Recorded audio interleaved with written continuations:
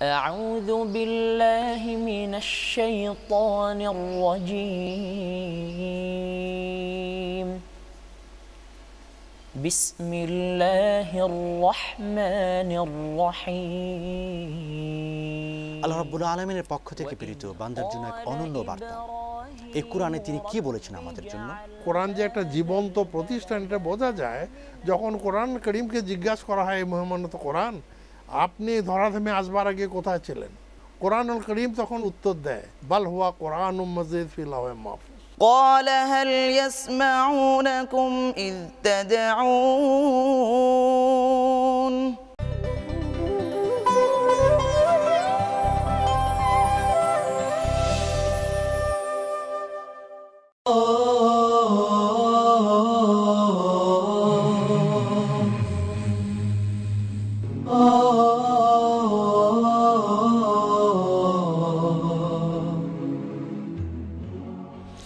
আসসালামু আলাইকুম ওয়া রাহমাতুল্লাহি ওয়া বারাকাতুহু। প্রিয় দর্শক শ্রোতা, সবাইকে মাহ রমাদানের শুভেচ্ছা জানিয়ে শুরু করছি আপনাদের প্রিয় আয়োজন হামদর্দ কুরআন আমার ভালোবাসা। দর্শক, আপনারা সকলেই জানেন এই অনুষ্ঠানে বরেণ্য মানুষদেরকে নিয়ে আমরা গল্প করি, কোরআনের গল্প, কোরআনের ভালোবাসার কথা শুনি, ভালো লাগার কথা শুনি। আজকে দুজন মানুষকে আমরা আমন্ত্রণ জানিয়েছি, দুজনকে আপনারা চেনেন, পরিচয় করে দিচ্ছি তাদের সঙ্গে। শুরুতেই বসে আছেন দেশের জনপ্রিয় ইসলামের রিয়েলিটি শো পবিত্র কোরআনের আলো এর পরিচালক এবং উপস্থাপক অধ্যাপক মাওলানা মুখতার হোসেন। আসসালামু আলাইকুম ওয়া রাহমাতুল্লাহি ওয়া বারাকাতুহু। সঙ্গে আছেন হুফাজুল কোরআন ফাউন্ডেশন প্রতিযোগিতার বিজয়ী হাফেজ মোহাম্মদ শরাফত করিম। আসসালামু আলাইকুম ওয়া রাহমাতুল্লাহি ওয়া বারাকাতুহু। ওয়ালাইকুম আসসালাম ওয়া রাহমাতুল্লাহ। মহতারাম, আপনাদের দুজনকে আজকের অনুষ্ঠানে সাদর আমন্ত্রণ। শুরুতেই অধ্যাপক মুখতার, আপনার কাছে যাব। আপনি আমাদের অত্যন্ত শ্রদ্ধেয় মানুষ এবং প্রিয় মুখ। টেলিভিশনে কুরআনুল কারীমের আয়োজনের মাধ্যমে আমরা আপনাকে দেখি, প্রতিদিন আপনার সৌজন্যে আমরা কোরআনের তেলাওয়াত শুনি। এই কোরআনের সঙ্গে যে আপনার সম্পর্ক, এর গল্পটা শুনতে চাই। ইন্নাল হামদুলিল্লাহ ওয়া সলাতু ওয়া সালামু আলা রাসূলিল্লাহ ওয়া বা'দ। কোরআনের সাথে আমার ভালোবাসা আসলে অনেকটা পারিবারিক। আমার বাবা তিনি আলেম ছিলেন, আমার নানা ছিলেন আমাদের অত্র এলাকায় সবচেয়ে বড় আলেম।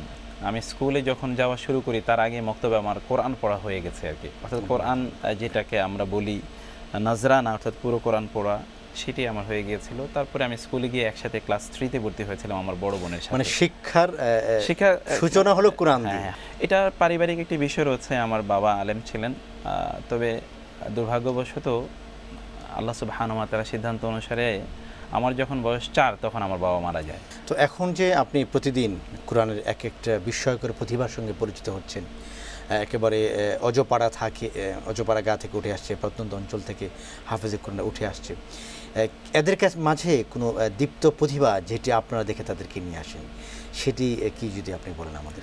কোরআনের ওই আয়াতটি আল্লাহ সুবহানাহু ওয়া তাআলা যে বলেছেন, ইন্না নাহনু নাযালনা যিকরা ওয়া ইন্না লাহু লাহাফিজুন, এটার যে বাস্তব রূপ কতটা চমৎকার হতে পারে, কতটা আকর্ষণীয় হতে পারে তা দেখতে পাই।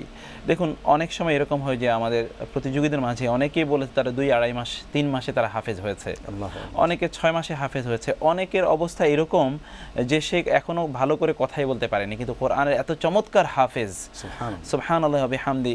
অবাক হয়ে যায় যে আল্লাহ সুবহানাহু ওয়া তাআলা কোরআনকে যে তিনি সংরক্ষণ করবেন সেই সিদ্ধান্ত যে তিনি অনেক আগে জানিয়ে দিয়েছিলেন, সেটি কতটা বাস্তবায়িত হয়েছে তার এই ছোট ছোট হাফেজদের কোরআন মুখস্থ করার মাধ্যমে। দেখুন, পৃথিবীর অন্য কোনো গ্রন্থ তা তো মুখস্থ করা যায়নি, সেগুলো আমাদের সকলেই জানা আছে, সে কথা আমি বলছি না।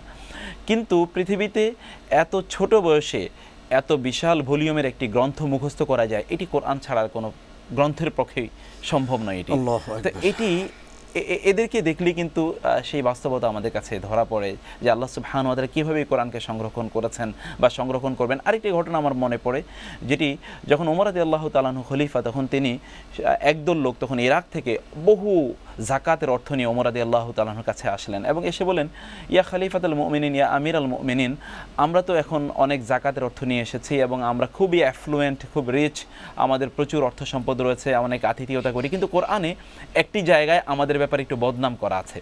আচ্ছা, আপনি সেই জায়গাটির ব্যাপারে যদি একটু কিছু করতেন। ওমর রাদিয়াল্লাহু তাআলা বললেন, কোন জায়গাটি আমরা তো বুঝতে পারি না। তখন তিনি ওই আয়াতের কথাগুলো বললেন, ফা আবাউ আন ইউদাইয়িফুহুমা, যে আল্লাহ সুবহানাহু ওয়া তাআলা হযরত মুসা আলাইহিস সালাতু ওয়াস সালাম, খিজির আলাইহিস সালাতু ওয়াস সালাম ওই ঘটনাটি যখন বর্ণনা করলেন, তারা যখন যাচ্ছিলেন এবং দুজন ইতিম বালকের বাড়ির পাশে দিয়ে যাচ্ছিলেন, তারা তাদের কাছে গিয়ে বলেন, আমরা সারাদিন ক্লান্ত হয়েছি, হেঁটেছি, একটু পানি বা একটু খাদ্য দাও। তারা ফা আবাউ আন ইউদাইয়িফুহুমা, তখন তারা বললেন যে না, অস্বীকার করলো, তাদেরকে কোনো আতিথেয়তা করতে পারবে না, তারা অস্বীকার করলো আতিথেয়তা করতে। তারা তখন ওমর রাদিয়াল্লাহু তাআলা বললেন, এখানে কি করতে বলো তোমরা আমাকে। তখন তারা বললো, এই যে ফা আবাউ, এই আবাউ এর যে নিচে বা আয়ের যে একটা নোক্তা আছে, এটা একটু পরিবর্তন করে দেন। ফা আতাও, শুধু এটাকে নিচের একটা নোক্তাকে পরিবর্তন করে উপরে দুইটা নোক্তা দিয়ে দেন, তাহলে মানুষ তখন অর্থ হবে যে তারা তাদের আতিথেয়তা করতে সম্মত হয়েছে। আমরা তো এখন মুসলমান হয়েছি, আতিথেয়তা করি। যখন ইমানদাররা কোরআন পড়ে তখনই তাদের মনে পড়ে আমাদের পূর্বপুরুষরা আতিথেয়তা করে নাই, হযরত মুসা আলাইহিস সালাতু ওয়াস সালাম এবং খিজিরের। আমাদের এই কথা পড়লে খুব খারাপ লাগে। গুরুত্বপূর্ণ বিষয় যেটা আপনার কাছ থেকে জানতে চাবো, ছোট ছোট বাচ্চাদেরকে আপনার সারা দেশ থেকে সিলেক্ট করেন, নির্বাচন করেন, এদের অভিভাবকদের সঙ্গে আপনার কথা হচ্ছে বা আপনাদের কথা হচ্ছে, তো তাদের মাঝে আপনার স্বপ্নের যে দুটি দেখেন, এটি যদি একটু আমাদেরকে বলেন। আলহামদুলিল্লাহ, একটি বিষয় বলি যে কোনো এক সময় হাফেজে কোরআনদের তাদের গন্তব্য শুধুমাত্র তারা হেফজ যখন শেষ করবে তখন মসজিদ বা মাদ্রাসায় হয়তো বা পড়াশোনা করাবে। সর্বোচ্চ সংযোগ করবো মুখতার ভাই, এই জায়গাটিতে অত্যন্ত খুব কঠিন এবং গুরুত্বপূর্ণ একটি জায়গায় আপনি টাচ করেছেন। আমরা দেখেছি যখন মিডিয়াতে এরকম ইসলামের এলিট ইস্যু অত হতো না, বা কোরআন এত সুন্দর করে যে পড়া যায়। আমরা আরও একদিন আপনাকে পেয়েছিলাম, আমরা আপনার কাছ থেকে জেনেছি যে আপনাদের এই আয়োজনটার পিছনে অন্যতম একটি উদ্দেশ্য হলো যে ভাষায় কোরআন নাজিল হয়েছে এবং যে ঢঙে কোরআন নাজিল হয়েছে, এই লেহানের সঙ্গে, এই তালের সঙ্গে যেন আমরা পরিচিত হতে পারি। আমরা দেখতাম যে হাফেজে কোরআনদের রমজান কেন্দ্রিক একটি ব্যস্ততা থাকতো, যে কেবলই মাত্র তারা রমজানে তারাবি পড়াবে, এছাড়া হাফেজদেরকে আলাদা করে যে একটি সম্মানের বিষয়, এখন যেমন একটি বিশ্বজোড়া খ্যাতি আমরা দেখতে পাচ্ছি, এতে করে কোরআনের কিছুটা প্রভাব আমরা অনুভব করতে পারছি। তো এই অভিভাবকরা যখন আপনার সঙ্গে কথা বলেন, তাদের মাঝে আনন্দের যে দ্যুতি আপনি দেখেন, এর কিছুটা যদি আমাদেরকে জানান। না, আলহামদুলিল্লাহ, সেই কথাই আমি বলছিলাম যে অভিভাবকরা তারা এতটা অনুপ্রাণিত হচ্ছে। তাদের আগে যে একটি ভয় ছিল যে আমার সন্তান কোথায় যাবে, কি করবে। আমি গত 2 দিন আগের কথাই বলছি যে একজন হাফেজে কোরআন, তিনি আমার সাথে বিভিন্ন বিষয়ে আলোচনা করছিলেন। তখন তিনি বলতেন যে আমাদের পিতামাতা মনে করতো যে আমি যদি হাফেজ হই তাহলে আমার তো গন্তব্য এতটুকুই থাকবে, এতটুকুই পর্যন্ত যেতে পারবো, তারপর তো কোথায় যেতে পারবো না। কিন্তু আলহামদুলিল্লাহ এখন আমি সমাজের যাদেরকে এলিট বলা হয়, অর্থাৎ সো কল্ড এলিট যাদেরকে বলা হয়, আমি এখন সেই এলিটদের কাতারে আলহামদুলিল্লাহ। এখন কোরআন এর হাফেজ হওয়ার কারণে আল্লাহ সুবহানাহু ওয়া তাআলা আমাকে এতটুকু জায়গায় নিয়ে এসেছেন। আমার কিন্তু আর কোনো সম্পদ নেই, আর অনেক সম্পদ থাকতে পারে, কিন্তু আমার একমাত্র সম্পদ কোরআন, এবং কোরআন হাফেজ হয়েছে, সুন্দর করে কোরআন তেলাওয়াত করতে পারি, আর কিছু না। এই কোরআন আমাকে দুনিয়া এবং আখিরাতে আলোকিত করবে এবং সম্মানিত করবে। আমরা ফিরে আসবো আপনাদের আলোচনায় ছোট একটি বিরতির পরে।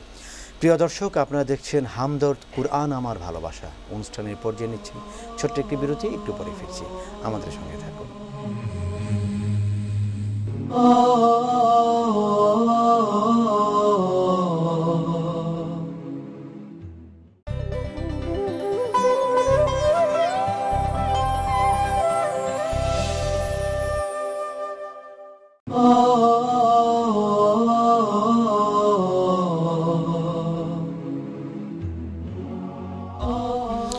দর্শক, বিরতি পেরিয়ে আবার আমন্ত্রণ। আপনারা দেখছেন হামদর্দ কুরআন আমার ভালোবাসা। হাফেজ শরাফত করিম, আমরা এবার আপনার সঙ্গে কথা বলবো। কেমন আছেন আপনি? আলহামদুলিল্লাহ, আল্লাহ পাক অনেক ভালো রাখছেন। আপনি আমাদের বাংলাদেশের একজন জনপ্রিয় হাফেজে কোরআন এবং হুফাজুল কোরআন ফাউন্ডেশন কর্তৃক আয়োজিত হিফজুল কোরআন প্রতিযোগিতায় আপনি বিজয়ী। আজকের অনুষ্ঠানটিতে এসে কেমন লাগছে? আলহামদুলিল্লাহ, অনেক ভালো লাগছে। আল্লাহ, তো আমরা আপনার কাছ থেকে একটু কোরআন তেলাওয়াত শুনবো। أعوذ بالله من الشيطان الرجيم. بسم الله الرحمن الرحيم. إذ تقول للمؤمنين ألن يكفيكم أن يمدكم ربكم ب3,000 من الملائكة منزلين بلى إن تصبروا وتتقوا ويأتوكم من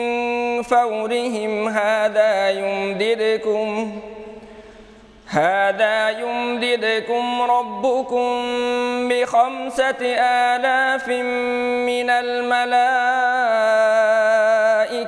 مسومين وما جعله الله إلا بشرى لكم ولتطمئن قلوبكم به وما النصر إلا من عند الله العزيز الحكيم ليقطع طرفا من الذين كفروا أو يكبتهم فينقلبوا خائبين ليس لك من الأمر شيء أو يتوب عليهم أو يعذبهم فإنهم ظالمون ولله ما في السماوات وما في الأرض يغفر لمن يشاء ويعذب من يشاء والله غفور رحيم صدق الله العظيم মাশাআল্লাহ মাশাআল্লাহ। আল্লাহ রাব্বুল আলামিন আপনার কণ্ঠে আরো বরকত দান করুন। মুখতার ভাই, আপনার অনুভূতি শুনবো, কেমন লাগছিল পড়া শুনতে? আলহামদুলিল্লাহ, আসলে কোরআন তেলাওয়াতের যে ভালোবাসা, যে ভালো লাগা, এটি আল্লাহ রাসূল সাল্লাল্লাহু আলাইহি ওয়াসাল্লামকেও কিন্তু খুব কম অনুপ্রাণিত করেনি। রাসূলুল্লাহ সাল্লাল্লাহু আলাইহি ওয়াসাল্লাম তো আব্দুল্লাহ ইবনে মাসউদ রাদিয়াল্লাহু তাআলা আনহুকে বলতেন যে তুমি একটু কোরআন পড়ো, আমি শুনি। আল্লাহ। এবং হাদিসে এসছে, বুখারী শরীফের হাদিসে এসছে, আব্দুল্লাহ ইবনে মাসউদ রাদিয়াল্লাহু তাআলা আনহু তিনি তেলাওয়াত করছিলেন, রাসূলুল্লাহ সাল্লাম শুনছিলেন, কিন্তু কোনো এক সময় রাসূলুল্লাহ সাল্লাম নিচের দিকে মাথাটা ঝুঁকিয়ে দিলেন। কিছুক্ষণ পর আব্দুল্লাহ ইবনে মাসউদ তেলাওয়াত বন্ধ করলেন, কিন্তু রাসূলুল্লাহ সাল্লাম আর মাথা উপরের দিকে উঠাননি। আব্দুল্লাহ ইবনে মাসউদ খুব সতর্কতার সাথে লক্ষ্য করলেন যে রাসূলুল্লাহ সাল্লামের চোখ গলে গলে পানি পড়ছে। আল্লাহু আকবার। ফাকাইফা ইযা জি'না মিন কুল্লি উম্মাতিন বিশাহিদ ওয়া জি'না বিকা আলা হাউলাই শাহিদা। তখন কি হবে?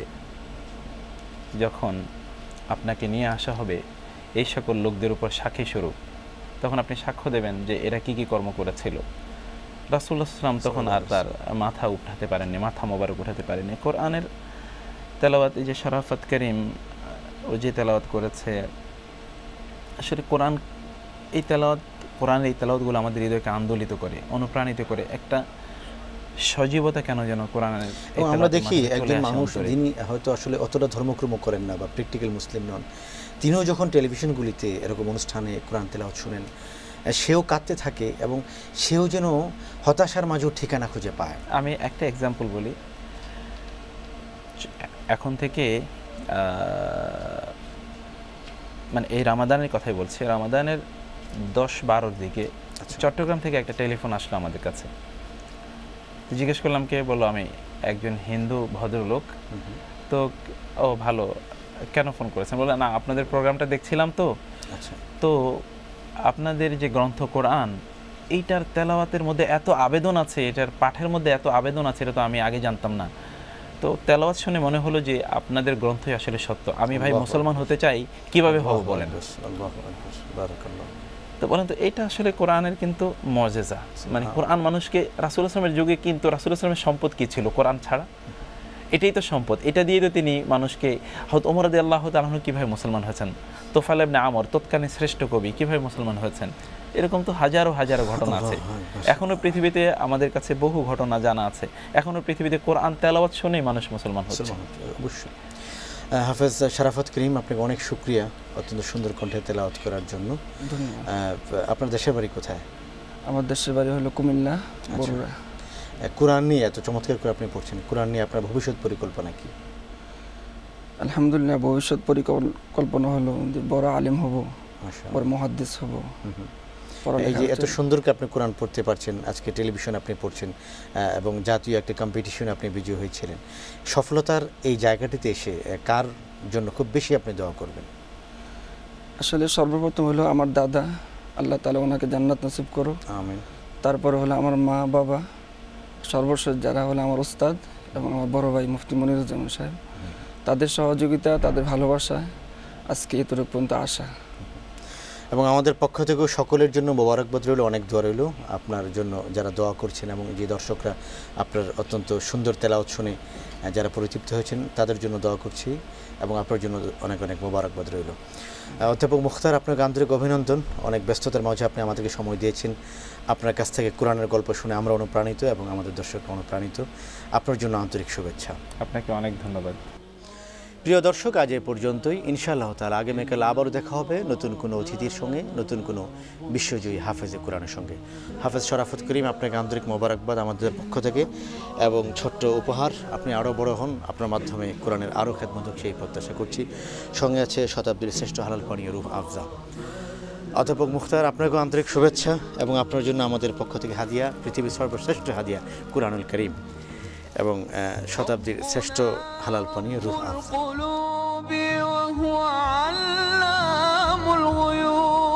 في الشروق وفي الغروب نوره يهدي العصا ربنا رب القلوب وهو علام الغيوب في الشروق وفي الغروب نوره يهدي العصا ربنا الهادي الودود فضله ملء الوجود عفوه خير وجود فارتجي دوما